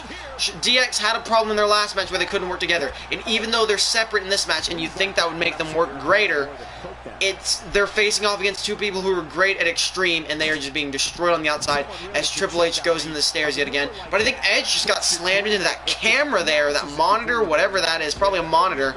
So Shawn Michaels is starting to turn things around on his side. Triple H getting thrown back into the ring. This could be trouble for Triple H. If Christian pins him on the inside of the ring, it's all over. If he hits the kill switch here, but Triple H reverses whatever Christian was going for, we could see DX coming out on top again. I think that's exactly what we're going to see, as both Shawn Michaels and Triple H are coming on top. 2, Christian kicks out. Will we be seeing a Sweet Chin Music or a super kick from Shawn Michaels soon? Triple H throwing. Everyone's in the ring now unless Triple H is going for another weapon. Triple H is trying to get a weapon. He knows he needs a weapon to beat down Christian and Edge. And he's getting a table.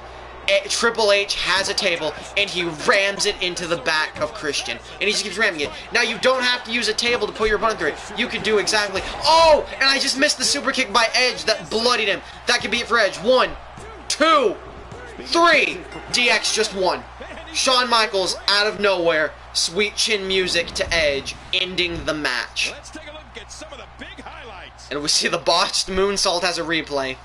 DX, despite being dominated for the entire match, they were able to turn around long enough for Shawn Michaels to hit Sweet Chin Music and Triple H to keep Christian down with a table long enough for Shawn Michaels to pin and win the match. So there you have it. We have the semifinals. There are 2 matches left in this tournament.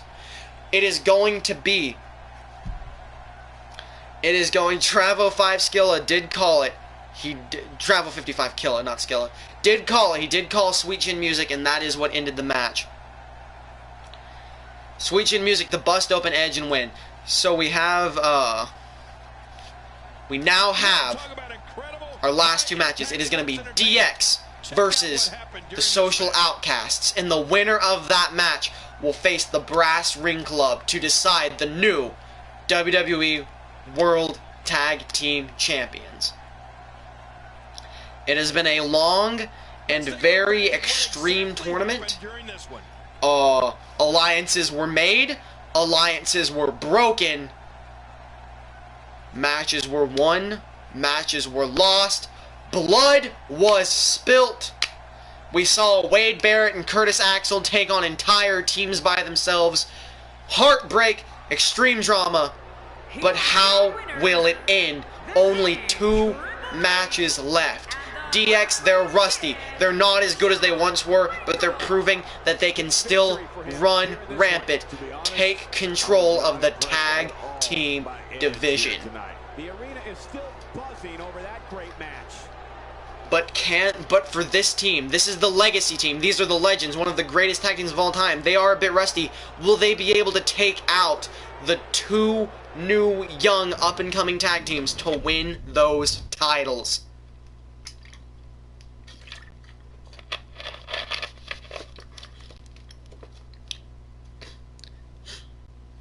And so here we have the second to last match. The Social Outcasts, Bo Dallas and Curtis Axel, facing off against D-Generation X, Triple H, and Shawn Michaels. The winners will be in the finale for the tag team match. Just a reminder to anyone in the stream, if you did not see any other part of this stream, I will be uploading it to my YouTube channel. Link is below the stream in 2 separate videos. Here we go, jumping right in. Bo Dallas, Curtis Axel, Shawn Michaels, Triple H, who will be the winners in a tornado tag team Hell in a Cell match. Now, Curtis Axel, Bo Dallas, they've only been in regular elimination tag matches. Triple H and Shawn Michaels, their first match was in a Hell in a Cell match in which they almost lost because they couldn't work together well enough. They kept messing. No, that's not true. It was an elimination match. That was incorrect. I was thinking of Edge and Christian. My bad. Neither of these teams have been in a Hell in a Cell match in this tournament. So we're seeing first times for everything. Right here. But immediately, we see Bo Dallas and Curtis Axel taking charge. They know what DX can do. They know how powerful these people are. And if the Social Outcasts, if Bo Dallas and Curtis Axel can take out DX, even if they don't win the championships, they've proven that they are a formidable force in the tag team division. And just a reminder, this is not elimination. Even though everyone is out at once, a crazy just bulldog German suplex there by Curtis Axel. Even though everyone's out at once, it is not elimination. It is first fall wins. Hell in a Cell. Pretty much the exact same match we just saw with DX, except now it is inside of a cage. Triple H and Shawn Michaels quickly turn things around, but Bo Dallas reverses it. Travo is calling for a pedigree to win the match. We'll see if he's true. Maybe we'll see we could see anything. We'd see Sweet Chin Music, pedigree, double arm DDT, running Bodog. Either one of Curtis Axel's 2 neck breakers for some reason. Shawn Michaels tried to get Curtis Axel to save Triple H, but Bo Dallas stopped him. But he did distract him long enough for Triple H to grab him, as we see a fall-away slam by Bo Dallas. Just everything going insane. Triple H going inside. Triple H going for a weapon. Triple H has his sledgehammer, and he hits Curtis Axel's face. Curtis Axel stole the sledgehammer. Triple H stole the sledgehammer back. It's a sledgehammer fight.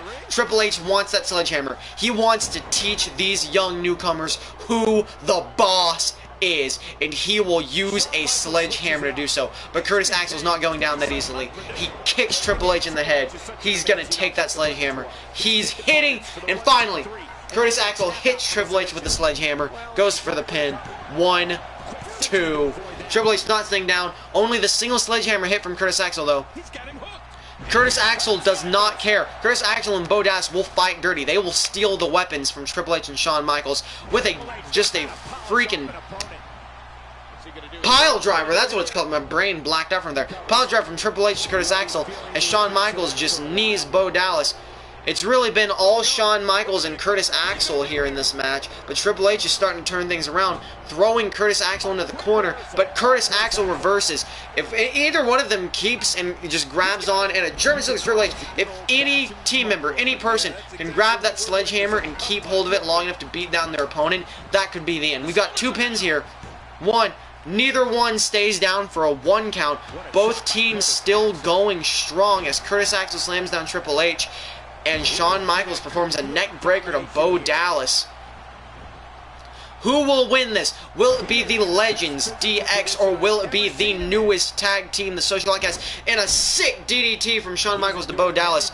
Curtis Axel, snapmare to Triple H, as we see Shawn Michaels go for the elbow drop onto Bo Dallas, as Curtis Axel pins Triple H, but he lets it up. He knows it's not done. 1, 2, Bo Dallas almost gets pinned, but he kicks out just before the 3 count. Curtis Axel going for the belly to belly, but Triple H reverses. Mr. WrestleMania, Shawn Michaels, he's been reversed by Bo Dallas into this inverted DDT of his.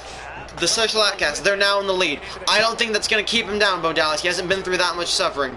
Shawn Michaels, I just called it suffering, I meant pain. Same thing. With a with a suplex to Curtis Axel. Shawn Michaels knocking Curtis Axel back into the ropes after being hit by Bo Dallas. But Curtis Axel gets up before Triple H does. We're seeing the Social Outcasts take complete control now with a fall-away slam and 2 pins.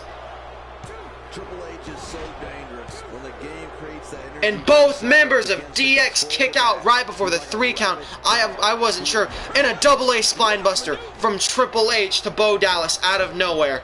Could this be it for Bo Dallas? And the super kick midair by Shawn Michaels. Bo Dallas kicks out, but can Curtis Axel kick out of the super kick? 1, 2, 3. Curtis Axel kicks out. Kicked out of the double-A spinebuster. Kicked out of the super kick. But we could see the pedigree. We're seeing the pedigree from Bo Dallas right now. And Bo Dallas is hit with the pedigree. Curtis Axel is up though.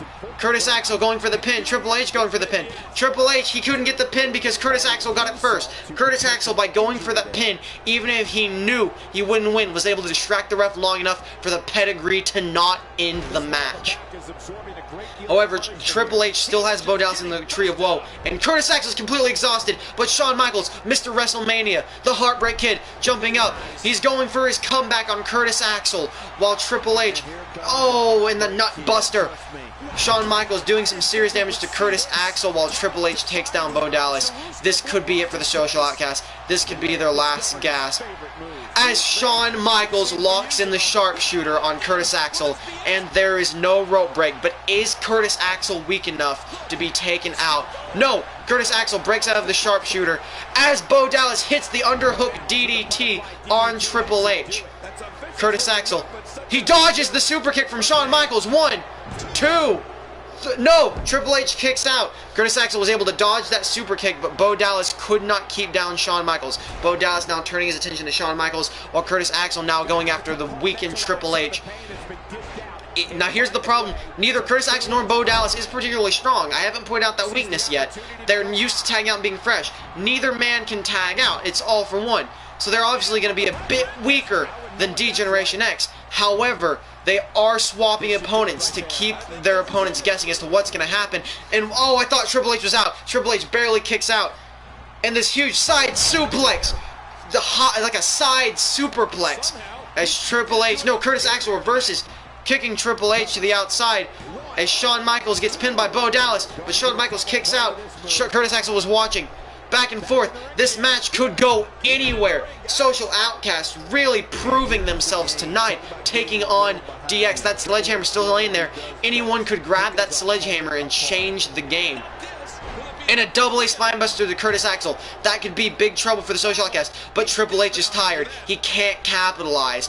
That might be just what Curtis Axel needs to stand. Bo Dallas has the sledgehammer. What's Bo Dallas going to do with the sledgehammer? Curtis Axel. He left Curtis Axel in the ring by himself. The sledgehammer got stuck to Bo Dallas' arm. Shawn Michaels, he's calling for the Sweet Chin music. And he hits Curtis Axel with Sweet Chin music as Triple H chokes out Bo Dallas. This is it. DX is about to win. 1, 2, 3. And DX beats the Social Outcasts with Sweet Chin music. I'll admit I am a little disappointed, but DX has proven themselves. They have won each match. Even if they are not the most well-polished team, they have proven that they are still, maybe not just as good as they were, they are still good. Good enough to be in the finale. It's decided. There is one match left of this tournament for the Tag Team Championship. It will be the returning legendary old school tag team DX, Shawn Michaels and Triple H versus the new tag team, the up-and-comers, the respectable, amazing at wrestling new guys, the Brass Ring Club, Cesaro and Tyson Kidd for the Tag Team Championship.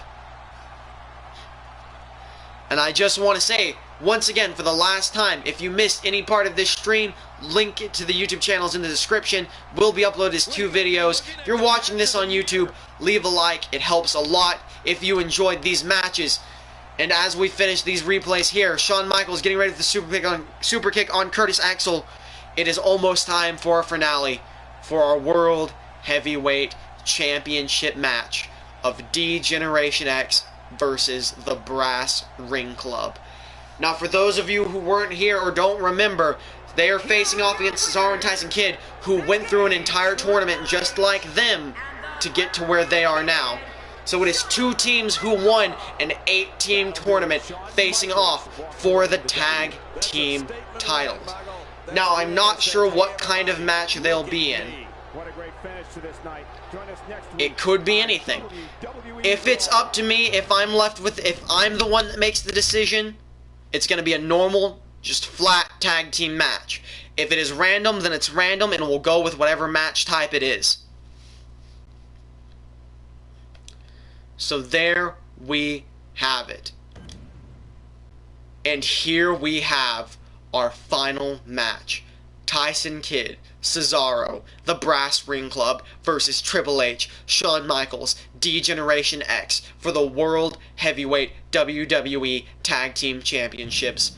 Let's do this. And you know what? We'll even leave the entrances on. Tornado Tag Team Extreme Rules. We are getting extreme for the finale. This is it. And we're even going to see, we're going to let them have their entrances. We are going to give them the chance to come in. I thought I turned entrances on. I turned it off. I'm sorry. No entrances. Just straight into the match. Immediately throwing down Tyson Kidd. Immediately throwing down Triple H. These 2 teams have put everything on the line. Cesaro is wasting no time. Cesaro is immediately grabbing a weapon. Triple H is immediately grabbing a weapon. Cesaro has a chair. Triple H. What's Triple H going for? Triple H has grabbed a ladder for some reason. Cesaro steals the ladder from Triple H. He planned on stealing whatever Triple H took. And he hits Triple H with the ladder. That's going to be big trouble for Triple H to immediately be taken down by a ladder this early in the match. This is bad. And Tyson Kidd's on top of Shawn Michaels. Things are already looking up for Tyson Kidd and Cesaro. Triple H is being demolished by that ladder. He's gotta already be out of it. And while it's going back and forth between Shawn Michaels and Tyson Kidd on the inside, all it takes is just Triple H being thrown to the inside and pinned for it to be over. Triple H starting to mount a comeback while Tyson Kidd hits Shawn Michaels with a snapmare. We can really see this go either way, but it's really looking like Cesaro and Tyson Kidd are holding their own. They don't want to be shown up by DX. They want to prove that they are the future of the WWE and the Tag Team Champions. They held those titles when they won their tournament. They know what it feels like. They want to continue to know what it feels like. And the cat's paw suplex from Tyson Kidd to Shawn Michaels this early on as Triple H hits Cesaro with stairs repeatedly, and a flip from the second rope from Tyson Kidd to Shawn Michaels. It is just a legitimate wrestling match on the inside and a brutal weapons fest beatdown on the outside. Shawn Michaels now going to the outside. I don't know what he's up to. He's got something up his sleeve, but Tyson Kidd's coming after him. Shawn Michaels going after a weapon. Tyson Kidd's not going to let him. Tyson Kidd's going to take him out. And another cat's paw neck breaker to Shawn Michaels on the outside. Cesaro and Tyson Kidd both currently standing strong on the outside. Triple H reverses, but Cesaro spinning Swiss uppercut. Amazing. What's Shawn Michaels planning? Shawn Michaels throws Tyson Kidd back into the ring as Cesaro just destroys Triple H inside. But Tyson Kidd's ready. He grabs Shawn Michaels and just a suplex immediately. Both of DX have been destroyed. I don't think DX was expecting this team to be this good. I think they underestimated. Oh, and Triple H just got thrown into the stairs by Cesaro. I think they underestimated the team. They expected Cesaro and Tyson Kidd to be fresh, young, but inexperienced. They didn't expect them to be good. But Cesaro and Tyson Kidd are amazing at wrestling, and they will not hesitate to use weapons if their opponents are planning on it themselves. Triple H being thrown onto the ramp. Tyson Kidd coming out to help, possibly. No, Tyson Kidd going back in. He's not done with Shawn Michaels. He was just faking out Shawn Michaels. Triple H going back on Cesaro. Come back. What's he planning to do to Cesaro? Throw him into the stairs? No, maybe not. But Cesaro grabs Triple H and throws him into the ring post as Tyson Kidd throws Shawn Michaels in there. Both Tyson Kidd and Cesaro are still going strong. Cesaro brutalizing Triple H. Tyson Kidd beating Shawn Michaels wrestling match. Oh, but the leg drag, leg sweep, whatever you want to call it, from Shawn Michaels to Tyson Kidd. It could really come down to who gets a finisher first, Shawn Michaels or Tyson Kidd. Considering they're the two in the ring, and Triple H and Cesaro will probably be by no means ready to break up a pin since they're both going to be down. Triple H is crippled. I think if Triple H gets put into the ring, it's all over because he will be easily pinned. This is like the third or fourth time in a row that, oh my god, Cesaro's going to kill Triple H. He's not going to beat Triple H. He's going to put him out of wrestling forever. Oh, and he just crushed Triple H's skull as Shawn Michaels goes for the big elbow drop to the Cesaro. But if to Tyson Kidd. But if he pins Tyson Kidd here, it's all over. No, Tyson Kidd gets out. And a huge German suplex. Cesaro needs to help Tyson Kidd because it doesn't matter how much he destroys Triple H, even after that skull-crushing big boot to the outside. If Shawn Michaels can take out Tyson Kidd with his pile driver, it's all over because it's one pin. It is not elimination. Remember this. And Shawn Michaels is calling for sweet chin music as Triple H is in the lead on the outside. This could be it. It could be all over. But Tyson Kidd dodges the superplex. But Shawn Michaels reverses whatever Tyson Kidd was planning on doing. It's back and forth on the outside.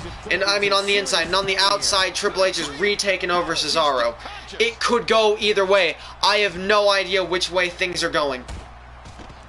But Triple H is giving Cesaro a taste of his own medicine, repeatedly slamming him into the side of the ring in the ring post.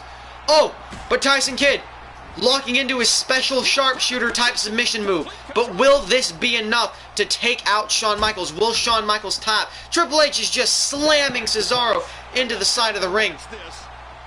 Tyson Kidd distracted by seeing Cesaro get rammed into the ring and gets attacked by behind a side suplex from Shawn Michaels, who hits him with that standing elbow drop. What's Triple H playing? Triple H grabbing the stairs for a second time. Perhaps planning, as we see a cat's claw neck breaker once again, throwing the stairs in, hitting Tyson Kidd, probably planning on stopping him. Goes in to break the pin, but no, this could be it for Shawn Michaels. Shawn Michaels kicks out, but Triple H takes out Cesaro with the stairs. This is trouble. The two men on the outside, they're both weakened. If one of them gets pinned, it could easily be over for either one of them. A pedigree would end it. A neutralizer would end it. Speak of the devil, it's a pedigree and a sharpshooter at the same time. The pedigree busts open Cesaro. Will Tyson Kidd tap out? No, the ref is focused on Tyson Kidd. Tyson Kidd doesn't tap, but he goes for the pin. Will this be enough? 2, 3. Triple H pins Tyson Kidd. DX wins the tag team titles.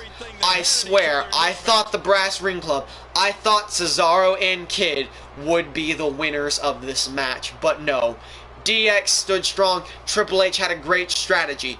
Beat Cesaro on the outside. Stay out of the ring until you knew your opponent was crippled and could not kick out. And then he dragged him to the ring. He hit him with a pedigree, busted him open. And even though it took him a moment to take the pin because the ref was focused on the sharpshooter, he still won the match. Triple H and Shawn Michaels might not be a great tag team right now. They might be rusty. They might not be great at working together. But they're still great at individually taking out their opponents. And that's all that mattered in this match. So your new World Heavyweight WWE Tag Team Champions and winners of the tournament are D-Generation X, Triple H, and Shawn Michaels. WWE Tag Team Champions, The Game, Triple H, and the Heartbreak Kid, Shawn Michaels. Thank you, Lillian Garcia, for saying that. I don't know why the ladder's set up on the outside that he had out. But whatever, who cares? Yeah! So there you have it. Your new champions are D-Generation X. Tyson Kidd is a cool kid. Great job. Social Outcasts. Tyson Kidd, Cesaro, Wade Barrett. All of these people proved themselves in this tournament as legitimate competitors even if they didn't win. So I want to thank you all for watching. Whether you, and here's DX's run through of the tournament. I want to thank you all for joining me for this tournament, whether you join the live stream or watch on YouTube. Once again, if you missed anything on the live stream, I'll be uploading it in 2 videos, links below. And if you enjoyed watching it on YouTube, leave a like, it helps a lot. I'm going to go. Thank you all for watching. I hope you enjoyed your new Tag Team Champions.